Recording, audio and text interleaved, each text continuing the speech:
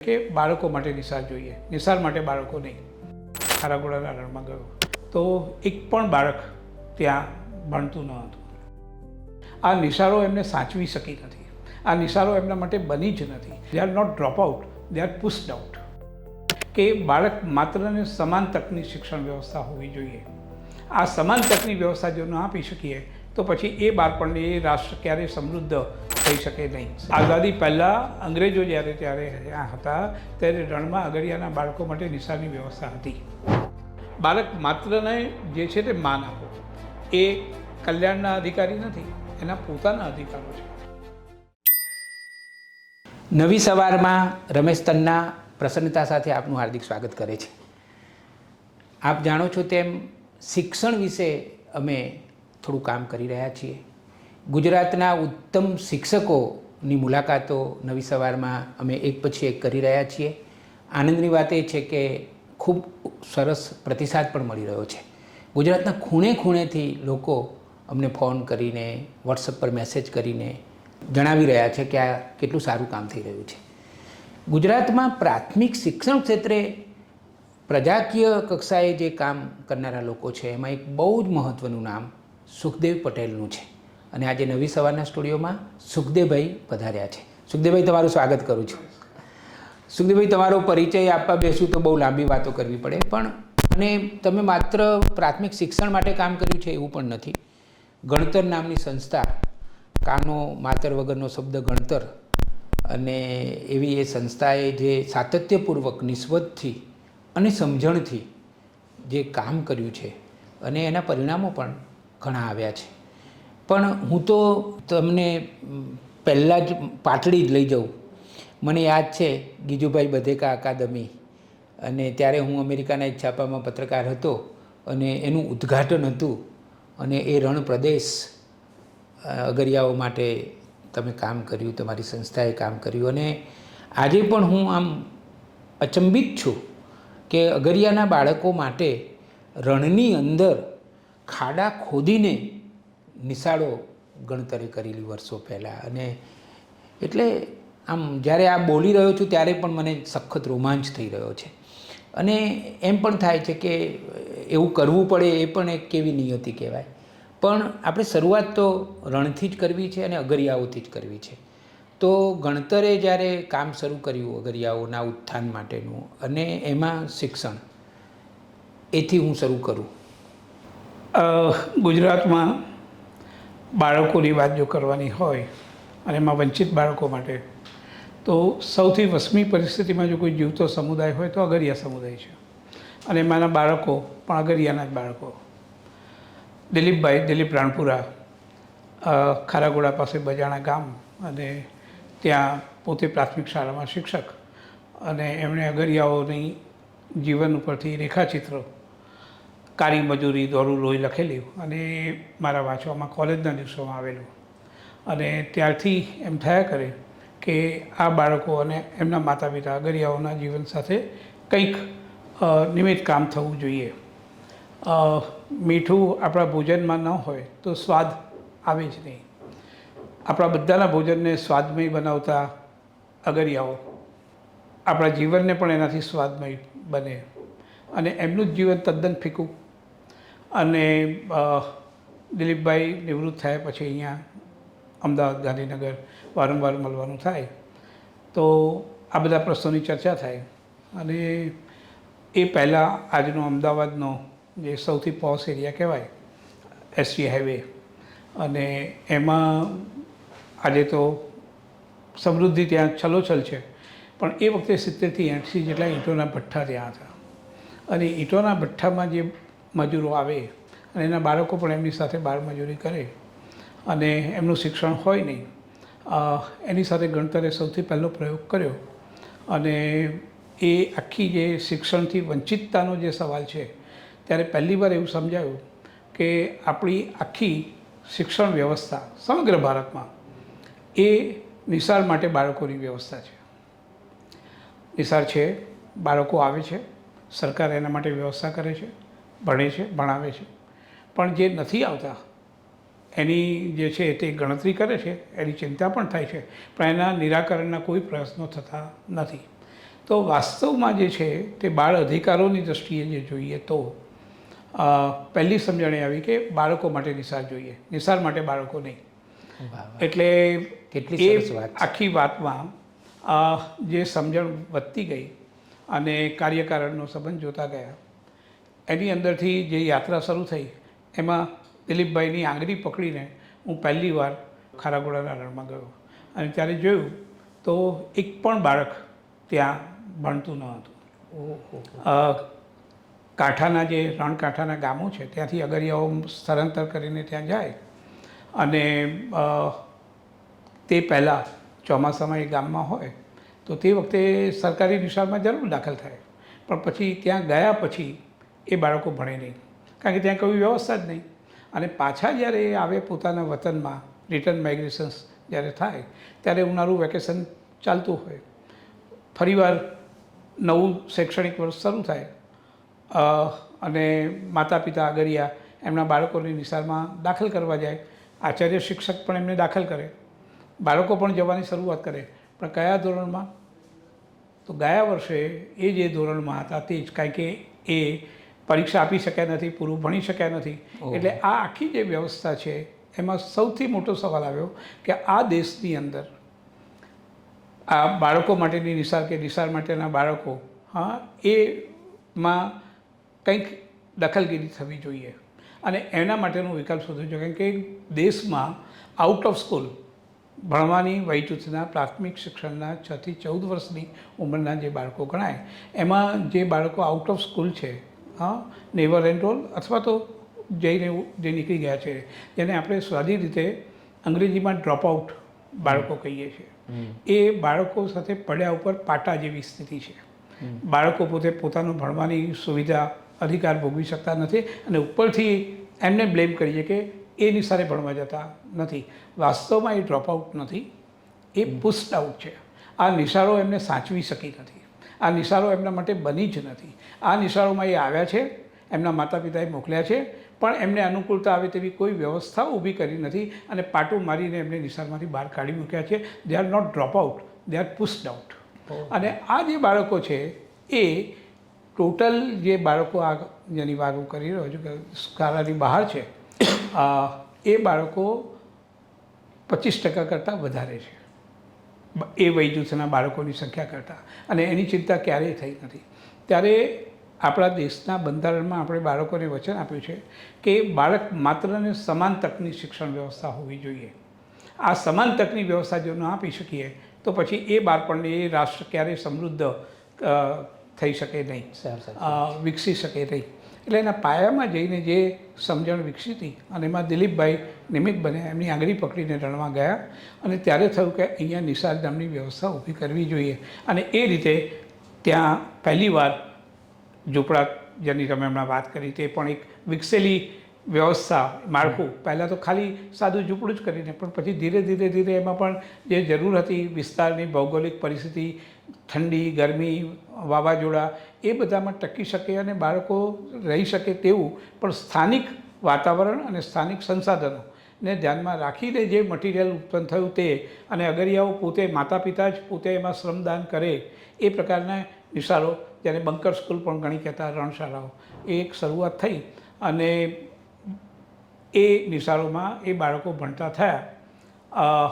એ એક પ્રયોગ હતો કે જે સ્થળાંતરના કારણે જે બાળકો માટેની નિશાળવાળી વ્યવસ્થા ઊભી કરવી જોઈએ એ ત્યાં થઈ અને અગરિયાના બાળકો માટે પહેલીવાર ત્યાં વ્યવસ્થા ઊભી થઈ. હા, હું પહેલીવાર કહેતા સહેજ સંકોચ એટલા માટે અનુભવું છું કે ત્યાં જે વિગતો મેળવી હતી મારા પહેલાં સંપર્કોમાં, ત્યારે ખ્યાલ આવ્યો હતો કે બિફોર ઇન્ડિપેન્ડન્સ, આઝાદી પહેલાં અંગ્રેજો ત્યારે ત્યાં હતા ત્યારે રણમાં અગરિયાના બાળકો માટે નિશાળની વ્યવસ્થા હતી. અને એ જ વખતે જ્યારે પહેલાં સંપર્કો થયા ત્યારે 4 આવા વડીલો, વયોવૃદ્ધ વડીલોને મળ્યો અને એમણે મને કહ્યું હતું કે અમે નિશાળમાં ભણ્યા છીએ. અને ત્યારે એમણે રણમાં જ હતી, અગરિયાના બાળકો માટે જ હતી. અને ત્યારે એમણે એમ કહ્યું હતું કે સ્વરાજ આવ્યું, આઝાદી આવી, તો પછી જે હતું તે પણ અમારું તો ગયું. હા, તો સ્વરાજ આવ્યું કેવી રીતે કહેવાય? હા, તો વાત એ હતી, એનો પણ એક લાંબો ઇતિહાસ છે જે કદાચ વિષયાંતર થઈ જશે એટલે અત્યારે એમાં જતો નથી, પણ એ પણ વાત કરવા જેવી છે કે અંગ્રેજોએ શા માટે અગરિયાઓ માટે આટલી બધી, એમના પહેલાં ખોરાના દીકરા જેવા અગરિયાઓ, હા, કારણ કે આખા દેશને ગુલામ બનાવેલો, પણ એમને એટલા બધા સાચવે કારણ કે બીઠા ઉપર ટેક્સ હતો. ગાંધીજીએ દાંડી યાત્રા એટલા માટે કરેલી હતી, અને એની અંદર એમ કહેવાય છે કે આઝાદી પહેલાં અંગ્રેજોનું જે ડિફેન્સ બજેટ હતું ભારત માટેનું, એના 1/3 9 કરોડ રૂપિયાનો આંકડો આવે છે, એમાંથી 3 કરોડ રૂપિયા ખારા ઘોડા ખાલી બીઠાના ટેક્સ તરીકે આપતું હતું. અને એ ડિફેન્સનો એમનો કેશ ફ્લો ડિસ્ટર્બ ન થાય એટલા માટે અગરિયાઓની કાળજી લેવાનું કામ, કારણ કે કમાઉ દીકરા હતા અંગ્રેજો માટે એટલે એમણે જે છે તે એમને આવી રીતે સાચવેલા હતા, અને એમાં એમના માટે નિશાળો હતી. તો જો આઝાદી પહેલાં હતું તે કેમ ન થાય આઝાદીના આટલા વર્ષો પછી? એટલે 94માં 94માં પહેલી વાર ત્યાં આ નિશાળોની શરૂઆત થઈ, ગણતરે શરૂઆત કરી, પણ એ પહેલાં આ ઇતિહાસ હતો. એ ઇતિહાસનું ફરીવાર જે છે શરૂઆત ગણતર એમાં નિમિત્ત બન્યું. સુખદેવભાઈ, મને એમ થાય કે ભારતમાં જે કુલ મીઠુંની જરૂરિયાત છે એના લગભગ એટલે એક ઉચ્ચ આંકડો છે, 80% જેટલું મીઠું ગુજરાતના રણ પ્રદેશમાં અને દરિયા કિનારે આપણે પકવીએ છીએ. એટલે ભારતનું 80% મીઠું પકવનારા આપણા અગરિયા ભાઈઓ બહેનો, અને મને આમ હું વિચાર કરું છું કે આપણામાં એટલી સંવેદના પણ નથી કે એ લોકોના બાળકો માટે આપણે કંઈક વિચાર કરીએ, એમના ભણતર માટે કંઈક વિચાર કરીએ. એટલે શું કહેવાય કે, અને સ્વતંત્રતા મળી ગયા પછીનું આખું ચિત્ર તો જુદું હોવું જ જોઈતું હતું. અને એમાંય ભારતના બંધારણમાં આપણે સ્પષ્ટ લખીને બેઠા છીએ કે ભારતના તમામ બાળકોને પ્રાથમિક શિક્ષણ યોગ્ય વાતાવરણમાં આપવું. હવે સુખદેવભાઈ તમે મને એ જણાવો, અને ત્યાં ગીજુભાઈ બધેકા અકાદમી અને એ અકાદમીનું જે પુસ્તકાલય છે એને તમે દિલીપ રાણપુરા પુસ્તકાલય આપ્યું છે. હું તો ઘણી બધી વાર ત્યાં આવ્યો છું, રણમાં પણ અવારનવાર જવાનું મને થયું છે. પણ હવે હું વાત એ કરું કે આજે તમે પ્રયોગ કર્યો અને જે નિશાળો બનાવી, જ્યારે અગરિયાઓ રણમાં મીઠું પકવતા હોય એ જ વખતે એમના બાળકો તમારી શાળામાં ભણતા હોય, હવે એ આખો પ્રયોગનો અનુભવ કેવો રહ્યો હતો તમારો? ના, એટલે સૌથી પહેલી વાત તો એ છે કે ત્યાં આપણે કોરોના કાળમાં જે જોયું, સોશિયલ ડિસ્ટન્સિંગની વાત આવી, અને એક અંતર જાળવવાનું, અને એના કારણે આરોગ્ય સલામતીના મુદ્દા હતા તે એ વખતે રણમાં આખું દેશ દુનિયા બધી જ પ્રવૃત્તિ થંભી ગઈ હતી. રણમાં કશો જ ફરક નહોતો પડ્યો, કારણ કે ત્યાં તો પહેલેથી જ જીવન એવું હતું, કાયમી જીવન એવું હતું, ત્યાં સોશિયલ ડિસ્ટન્સિંગ હતું જ. કારણ કે એક ઘર અને બીજા ઘર વચ્ચે અડધો કિલોમીટરનું અંતર હોય, વેરાન રણ હોય, અને એની અંદર એકલતા વચ્ચે જે લોકો જીવતા હોય, ત્યારે નિશાળ ત્યાં જે છે તે એ જીવનનું કેન્દ્ર બન્યું, અને બાળકો ત્યાં આવતા થયા, અને એના કારણે જે છે તે અગરિયાઓના જીવનમાં અને એના બાળકોના જીવનમાં પ્રવૃત્તિઓ અને સાથે સાથે જે છે તે જ્ઞાનનો વિકાસનું એક કેન્દ્ર બન્યું. અને તદ્દન એ તો સ્વીકૃત વાત છે, બધાનો સહયોગ મળ્યો લીધો, અને એને કારણ કે ગણતરની કામ કરવાની પદ્ધતિ એ રહી છે કે જે હિતધારકો છે, અહીંયા અગરિયાઓ, માતા પિતા, એની ભાગીદારી હોવી જ જોઈએ, અને એ ભાગીદારી કેવી રીતે મેળવવી એની જે કુશળતા, જે સંસ્થાકીય સંચાલનની આવડતો હતી એનો પ્રયોગ કર્યો, એટલે એ લોકોની નિશાળ બની ગઈ. અને પછી એ લાંબી વાત થશે આખી, પણ એ બાળકો જેમ પાછા આવે, આખો જે સવાલ છે જે મેં કહ્યું તેમ કે સ્થળાંતર કરતા મજૂરોના બાળકો એક 6-8 મહિના સિઝનલ માઇગ્રેશન જે કરે છે એ બહાર જાય છે, અને પછી પાછા જ્યારે આવે, રણમાં અગરિયાઓ વખતે લગભગ કેટલો 7-8 મહિના રણમાં રહેવાનું, ચોમાસાના દિવસોમાં જ ગામમાં હોય, બાકીના દિવસોમાં તો ત્યાં હોય. અને આ ખાલી અગરિયાઓનો સવાલ નથી, એ ઈંટ ભઠ્ઠામાં કામ કરનારા હોય, કન્સ્ટ્રક્શન સાઇટ ઉપર કામ કરનારા હોય, એ શેરડીના ખેતરોમાં કામ કરનારા, શેરડી કાપનારા કોઈતા હોય, એ માછીમાર હોય, એ માલધારી સમાજ હોય, જે કોઈ પણ સ્થળાંતર કરે છે, સ્થળાંતર કરનારા જે સમાજ છે એ પરસેવો પાડીને પોતાનો હકનો રોટલો કમાનારા લોકો છે. એ જે લોકો છે એ નથી ચોરી કરતા, નથી ભીખ માંગતા, નથી સરકારી સબસિડી ખાઈ જતા, અને એ સામાજિક રીતે SC ST OBC વર્ગમાંથી આવે છે મોટાભાગનો સમૂહ. આર્થિક રીતે જોવા જાવ તો એ ગરીબી રેખાની આજુબાજુ જીવનારો વર્ગ છે. જમીન વિહોણા અથવા તો સીમાંત ખેડૂતો જે પોતાનું વાર્ષિક ભરણ પોષણ માટે એમને મજૂરી માટે બહાર જવું જ પડે અને એમનું જે આ આખું છે સ્થિતિ, એ સ્થિતિમાં એ પોતાના બાળકોને સાથે લઈને જ જાય, નાના બાળકોને સાચવે કોણ?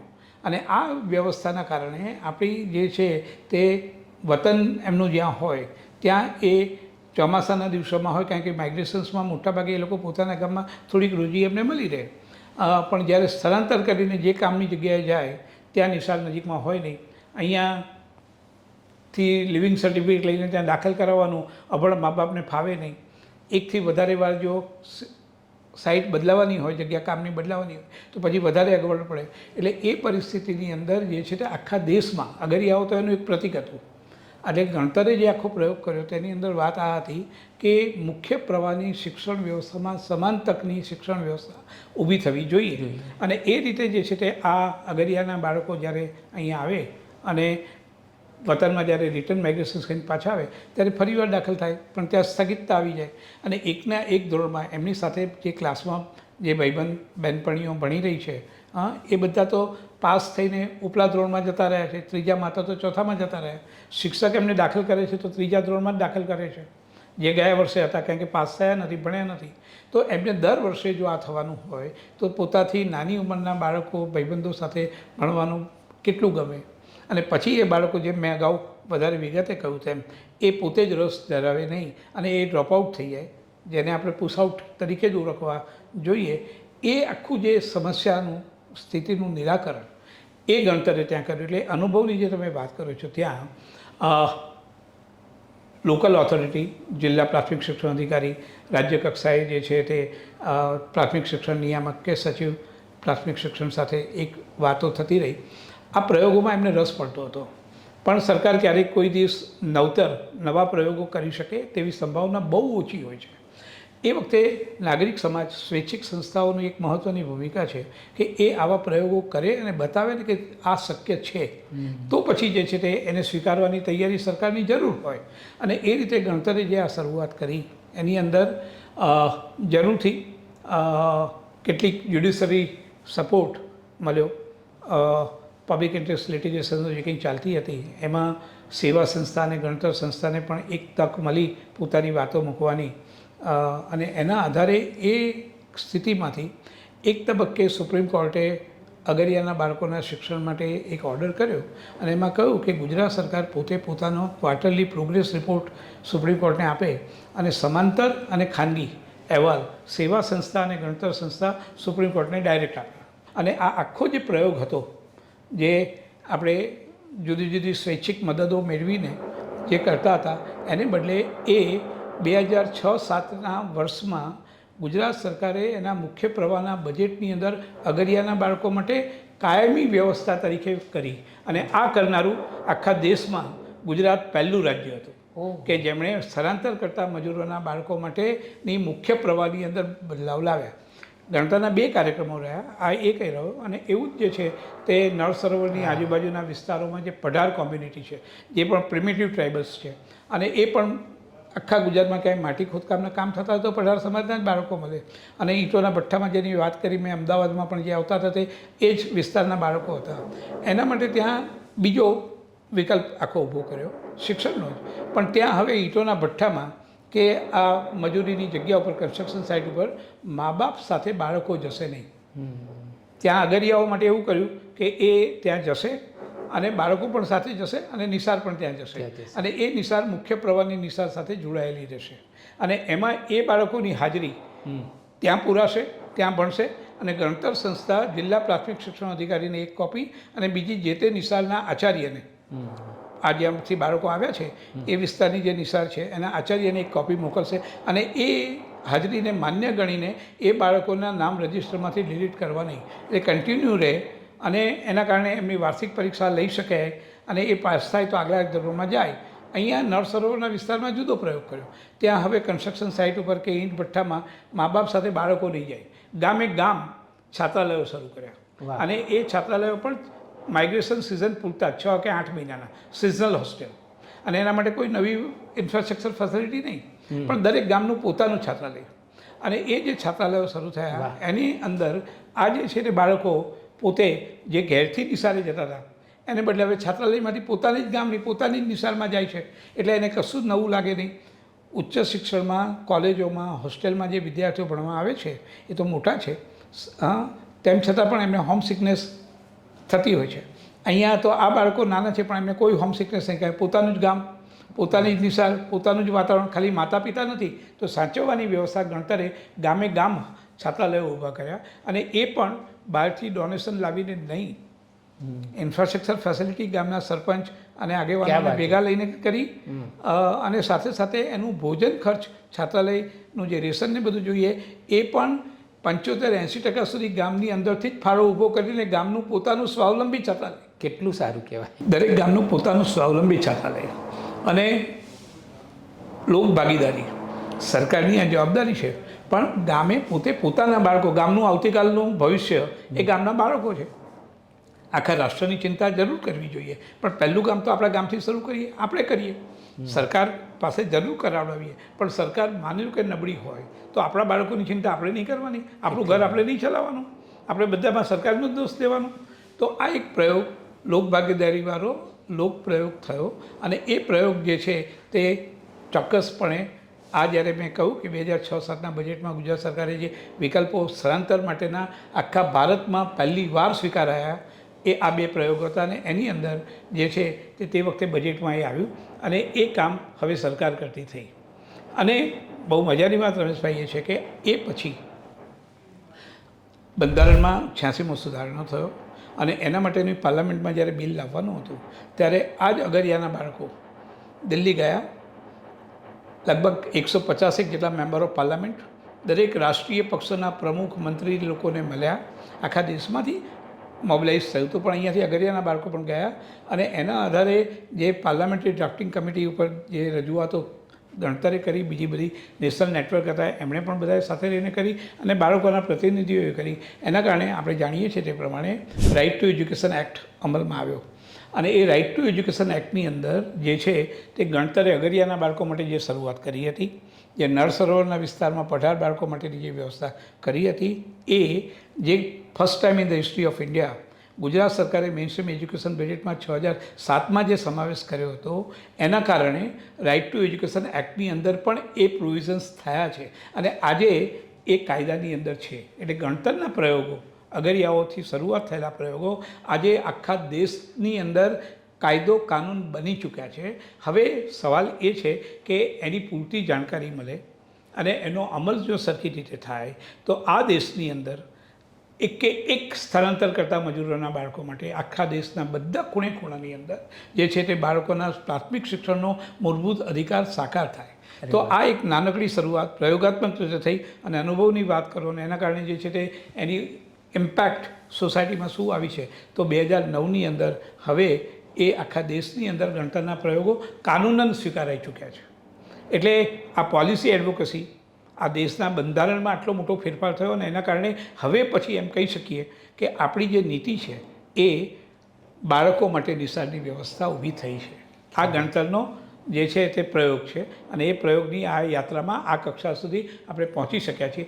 સવાલ આ છે કે હવે આપણે ઘણીવાર કહીએ છીએ કે કસ્તુરી મૃગની નાભીમાં કસ્તુરી હોય છે, અને એ કસ્તુરીની સુગંધ થઈને એને પામવા માટે વન ભટકે છે, પણ એને ખબર નથી કે કસ્તુરી તો એના નાભીમાં જ છે.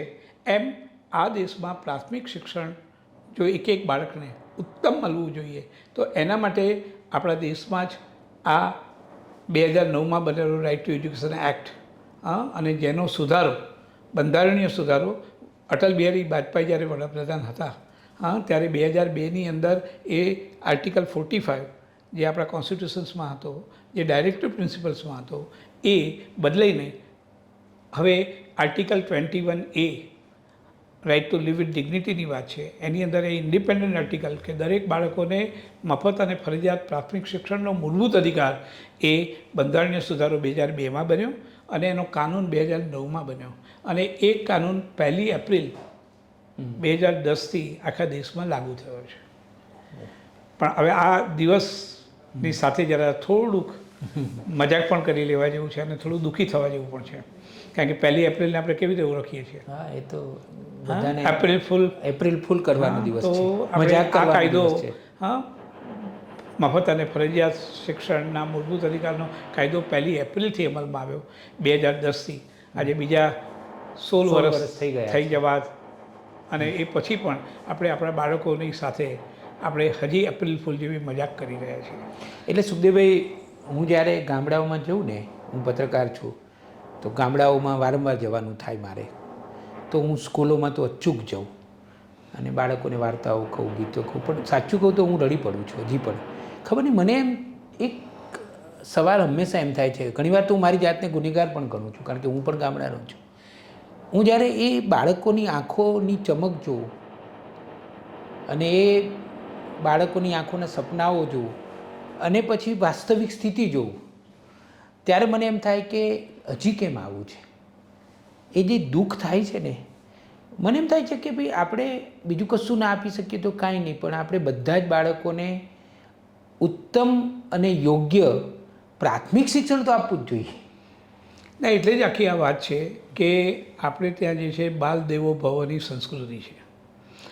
બાળકો માટે બધાને લાગણી છે, પણ તેમ છતાં પણ આપણે જે છે તે અયોધ્યામાં રામ મંદિર બનાવ્યું, એ રામનું મંદિર નથી, રામલલ્લાનું મંદિર છે. બાળક રામનું, બાળરામ. હા. અને ઇવન કૃષ્ણની વાત કરીએ તો લાલો, એને લાલો કહીએ. જન્માષ્ટમીએ આપણે હિંચકો નાખીએ, અને ગોકુળમાં બાલકૃષ્ણને જે બાળપણ મળ્યું છે એ તો આપણી સંસ્કૃતિ છે. એ સમાજની અંદર જ્યાં રામલલ્લાનું પૂજન કરતા હોઈએ, જ્યાં જે છે તે બાલકૃષ્ણને આરાધ્ય માનતા હોઈએ, ત્યાં આપણે બાળકો માટે સંવેદના નથી એવું નથી, પણ એ બાળ કલ્યાણની ભાવના છે. અને ગીજુભાઈ પહેલાં એવા હતા કે જે બાળકોના વકીલ હતા, અને એમણે બાળ કલ્યાણને બદલે બાળકોના અધિકારો, બાળક માત્રને જે છે તે માન આપો, એ કલ્યાણના અધિકારી નથી, એના પોતાના અધિકારો છે, એને આદર કરતા શીખો ને તો બાળકના અસ્તિત્વનો સ્વીકાર કરો. અને એ કરવા માટે જે છે તે ગીજુભાઈએ પહેલી વાર બાળ અધિકારોની મીમાંસા સ્પષ્ટ કરી આપી. અને ગુજરાત પાસે તો આપણી પાસે આ મોટો વારસો છે, અને એના અનુસંધાનમાં ગુજરાત પાસે બીજી જે મોટી 2 હસ્તીઓ આઝાદી પહેલાં, જેમણે 5 વર્ષે ચૂંટણીમાં લોકો પાસે ફરીવાર જવાની જરૂર નહોતી, વચનો આપવાની જરૂર નહોતી, તેવા 2 મહારાજાઓ, આજે એમને પણ આપણે પુણ્ય સ્મરણ કરવું જોઈએ. વડોદરાના મહારાજા સયાજીરાવ ગાયકવાડ, એમણે આજથી 100 વર્ષ પહેલાં compulsory primary educations for all boys and girls, અને જે અસ્પૃશ્ય અને વંચિત સમુદાય છે એના બાળકો માટે, આદિવાસી અને દલિત બાળકો માટેની શિક્ષણ વ્યવસ્થા એ ગાયકવાડે ઊભી કરી હતી, અને ફરજિયાત પ્રાથમિક શિક્ષણનો સફળતાપૂર્વક અમલ કરી બતાવ્યો હતો. અને એવી જ રીતે એનાથી આગળ જઈને એનાથી પણ 4 ચાસણી ચડે તેવા ગોંડલ મહારાજા ભગવતસિંહજીએ, એમણે પણ જે છે તે પ્રાથમિક શિક્ષણમાં એટલું અદ્ભુત કામ કર્યું, પણ એમણે પોઝિટિવ ડિસ્ક્રિમિનેશન્સ ટુ ગર્લ ચાઇલ્ડ, જે છે તે જેન્ડર જસ્ટિસની આજે જે વાત કરીએ છીએ, એ વાત તે દિવસોમાંથી 100 વર્ષ પહેલાં એમણે કહ્યું કે છોકરાઓ રખડી ખાય અને નહીં ભણે તો ચાલશે, પણ એક દીકરી ભણેલી હોવી જોઈએ. અને એટલે એમણે compulsory primary education only for girls એમ કરીને એમણે જે છે તે ત્યાં ગોંડલ સ્ટેટના ગામોમાં, ઉપલેટા, ધોરાજીવાળો જે ગામ વિસ્તારો, એ વિસ્તારોમાં આજે પણ 70-80 વર્ષના જે છે તે દલિત માજી પણ તમને છાપું વાંચતા જોવા મળે, પણ એમની પુત્રવધુ અંગૂઠા છાપ હોય એ હકીકતો આજે જોવા મળે છે. તો ભગવતસિંહજીએ જે કર્યું, એ સફળતાપૂર્વક એમણે પ્રાથમિક શિક્ષણનો કાયદાનો અમલ કરી બતાવ્યો, અને એના માટેની ભૌતિક સુવિધાઓ ઊભી કરી. આપણે ઓરડાઓની વાત કરીએ, મેં સાંભળ્યું છે ભગવતસિંહજીની આખી જે વાતો છે એ બધાની અંદર, કે આજે એમને ત્યાં જ્યારે નિશાળો બનાવી, જે આજે પણ અડીખમ છે, એના એ નિશાળો આજે પણ તમે હેરિટેજ બિલ્ડિંગ તરીકે જોઈ શકો ગોંડલના ગામડાઓમાં, એ હકીકત છે. અને તે વખતે એમણે જે વખતે મકાનો બનાવ્યા ત્યારે 30 વર્ષ પછી એ ગામની અંદર કેટલી વસ્તી હશે અને એમાં બાળકો કેટલા નિશાળમાં આવશે, એના પ્રોજેક્શન્સ કરીને એ પ્રમાણેના ઓરડાઓ એમણે ભગવતસિંહજીએ બનાવેલા હતા. 30 વર્ષ પહેલાંનું આગોતરું આયોજન ઓરડાઓ માટેનું. તો આ જે છે તે ગુજરાતની અંદર આપણી પાસે તો 2 મોટી સિદ્ધિઓ છે. ગુજરાતની ઉજળી તવારીખ છે પ્રાથમિક શિક્ષણની. અને એ પછી આપણે ગુજરાતની અંદર જે આજની જે સ્થિતિ છે એની અંદર ઓરડાઓ, શિક્ષકો, પ્રાથમિક શિક્ષણ, એની ગુણવત્તા, આ બધા જ સવાલો છે. એમાં આપણે ક્યાંય ઉછીનું ઉધારું લેવા જવાની જરૂર નથી. ગુજરાતનો ભવ્ય વારસો છે અને એની અંદર આપણા સૌથી મોટા જો માર્ગદર્શક હોય તો ગીજુભાઈ રહ્યા છે. એટલે ગીજુભાઈની એ પરંપરાઓને તાજી કરવા માટે એના વારસદાર તરીકે આપણે બધાએ કામ કરવાનું છે. આપણી પાસે કાંઈ વધારાની નવી સમજણો, નવી જે ચેલેન્જીસ છે એને ધ્યાનમાં રાખીને એમાં ફેરફાર જરૂર કરીએ, પણ મૂળ તો બાળક માટેનો આદર એ જે છે તે, અને એમાં એનો અધિકાર છે. એના ઉપર બાળકો પર આપણે કંઈ મહેરબાની કરી રહ્યા નથી, દયાદાન ધર્મ નથી કરી રહ્યા. તો એને પ્રાથમિક શિક્ષણ કઈ તબક્કે આપવું, કેવી રીતે આપવું, અને એ પણ સમાન તકનું શિક્ષણ વ્યવસ્થા. બાળક માત્ર ને સમાન તક, ત્યારે જે છે તે કોઈ પણ સમૃદ્ધ રાષ્ટ્ર જે બની શકે એનું આપણું સપનું સાકાર થાય. અને એ માટે પ્રાથમિક શિક્ષણના આ પાયાના જે સવાલો છે એની અંદર કામ કરવાનું ગણતરે શરૂઆત કરી, અને એમાં બહુ સ્વાભાવિક રીતે અગરિયાના બાળકો નિમિત્ત બન્યા. કેટલું સારું. તો મિત્રો, આ હતા ગીજુભાઈ બધેકાના સાચા વારસદાર સુખદેવ પટેલ.